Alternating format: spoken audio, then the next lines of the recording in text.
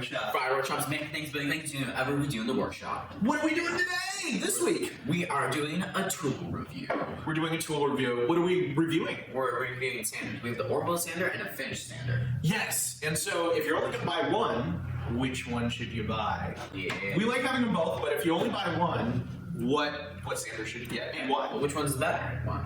So, without further ado, Here we go. here we go. What's the difference between these two sanders? Well, I guess we should begin. This one orbits. That one does not. Yeah, so this one just shakes back and forth, and this one spins, right? But not only does it spins both ways, and it randomly goes one way or the other, right?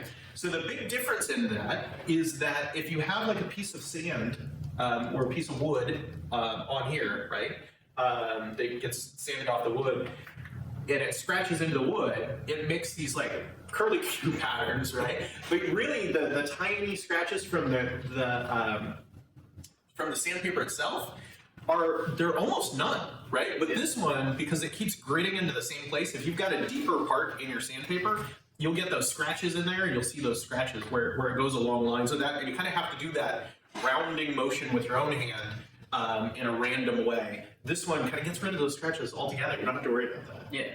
And next up is speed. With this one, you can choose from many different speeds. It goes all the way up to 5, I think. Yeah, it goes all the way up to 5, and that one just has one speed. Yeah, so you turn it on and you turn it off. This is a variable speed random orbit sander, and we suggest if you get a random orbit sander to get the variable speed one, so then you can slow it way down on things that are very delicate. Yeah. So yeah, absolutely. What's another difference? One more difference is that this is new, that is not. Yeah, so whatever you're gonna get, you're probably gonna get a new one. We started with this one, went up to this other one.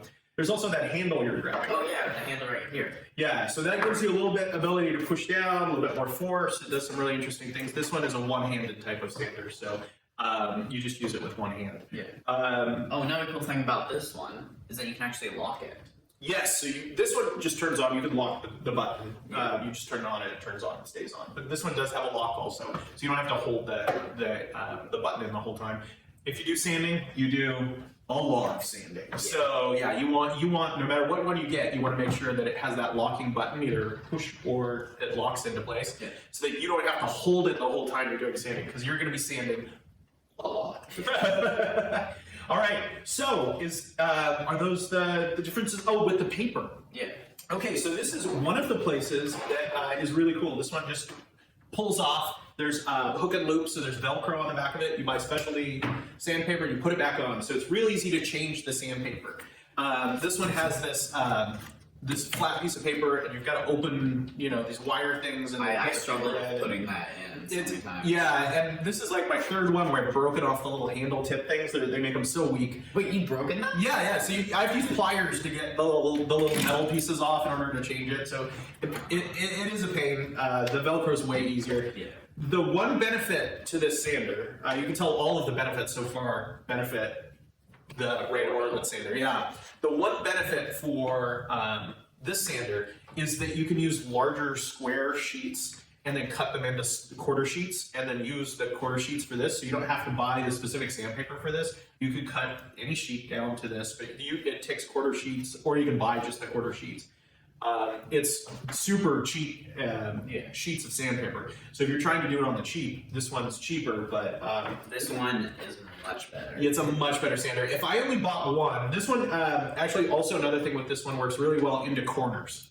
So this one doesn't do well with corners because of the round shape of it. So inside corners, outside corners you're fine, but inside corners you just can't get quite to the corner due to the shape of this thing. So there's a lot that'll be missed there. Well, this would get right up into a corner right there. So if you're doing corners, or if we do something with like a lot of inside corners, we'll use the finish sander still. Yeah. But that's really the only thing we use it for anymore. So if we suggest, if you only bought one, you should use the random orbit sander. The random orbit sander, you can still hand sand all those corners. This is a much better tool. Yeah. So, So, like and subscribe. Yeah, turn on that bell notification too, so they can stay tuned and watch all new videos that we post. And we post a lot, and now we post more than Fridays. So, yeah, you definitely want to get those notifications. So until next time. See ya! See ya.